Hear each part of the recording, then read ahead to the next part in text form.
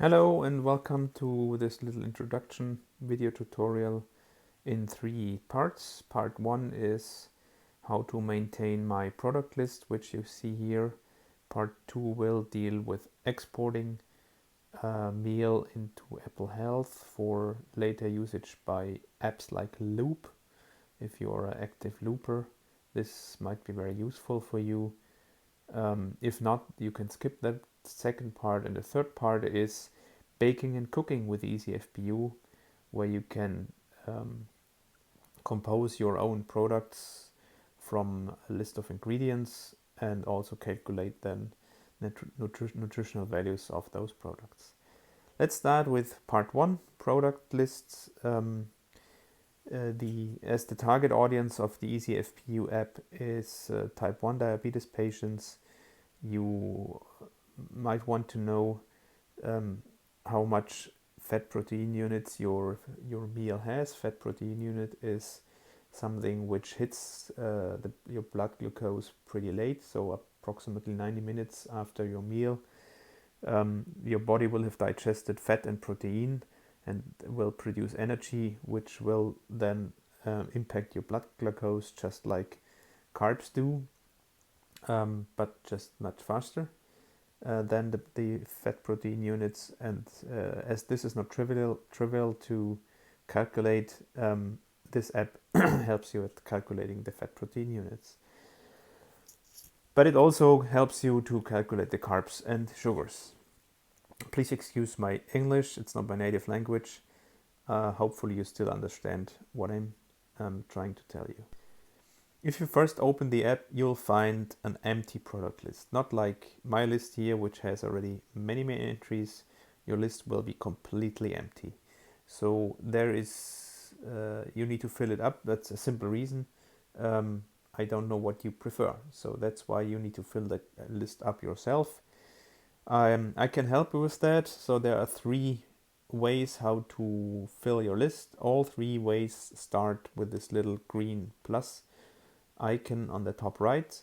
When I hit the plus icon, you can either enter name, calories, carbs and sugars manually, or the second option is you can search. So for example, I search now, sorry, I'm using the German product names because I'm not aware of all these English or Australian or UK or American names, so therefore I use the German names for this demonstration.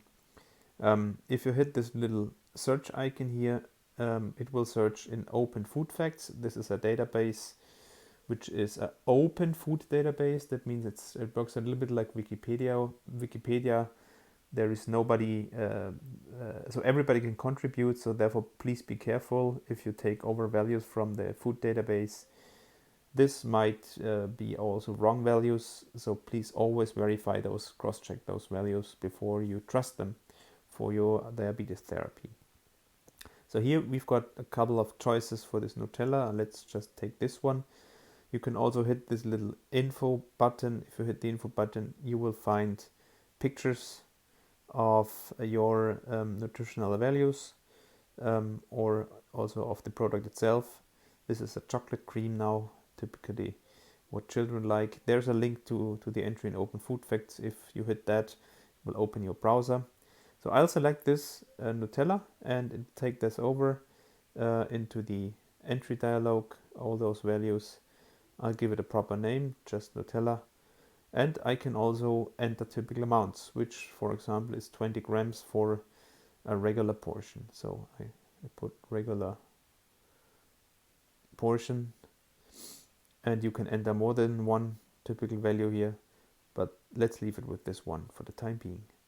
You hit done and you will find the Nutella right here on your product list. Here you go. Now you can use a third option. This is a scan. So what you can do is you can scan the barcode of foods. I have a picture here on my PC. I hit this button here, and as soon as it finds the barcode, it will open the product if the product is in Open Food Facts. But my experience is that most products, at least in Germany and Europe, are in the Open Food Facts database. Not sure how this is in other countries. I wanted to implement also additional food databases. However, all the providers either didn't react at all or wanted to charge me a lot of money for connecting to the databases. So I tried MyFitnessPal, I tried several other databases, so I contacted all of them. Unfortunately, they won't open their databases for apps like this. Okay, if you are fine with the values here, I mean, if you have cross-checked these values and hit select, I will hit cancel now because I have this product already in my list. So therefore, I would have it the second time. But of course, if you start over, you should hit the done instead of the cancel button. Now let's have breakfast together. Let's choose 2 of those toasts, 2 slices, 2 Scheiben in German is 50 grams. And let's choose the Nutella, which we just have grabbed from the food database. A typical portion, regular portion, 20 grams. And as soon as you have at least one food item selected here, you'll have this little window hovering over your list. This is where you find all the nutritional data of your total meal. So your total meal, and you can verify that by opening this details down here. Your total meal consists of 50 gram of toast plus 20 gram of this chocolate cream. And you immediately have the main nutritional values which are required for your insulin therapy. In red, you have the sugars, so 14.1 grams of carbs from sugars that will impact you immediately when you start eating because they are fast and they will impact you for 2 hours. Same for regular carbs, 20.2 gram carbs hitting your blood glucose in 5 minutes. For 3 hours, and then the blue, the extended carbs, which in reality are no carbs, but they are treated like carbs, so they have an impact like carbs. That's why they are also sometimes called fake carbs. They stem from fat and proteins, so the more fat and proteins your food has, the higher this portion will be. In this case, it's only 5 grams. You could theoretically neglect that, but that's the purpose of the whole app, to calculate these extended carbs. By the way, all those parameters, when and for how long sugars and regular carbs impact your blood glucose, you can modify those in the settings dialog. So you have this first settings block here where we're talking about the sugars. We have the second block talking about regular carbs, and with the third block talking about extended carbs or fake carbs. Please be aware that there's a very important factor here, the E-carbs factor in the middle of the screen. This is the amount of grams of carbs that is assumed for one fat protein unit. So normally the default is 10.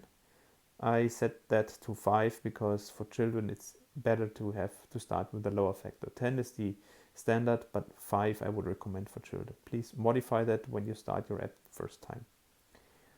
Alright, I hit cancel here and go back to the total meal. And this is what I wanted to show you, how to create a total meal. If you're done, you could hit now this red cross button. This would clear your meal and you can start over again. Okay, second part will follow, showing you how to export that into Apple Health for further usage by apps like Loop.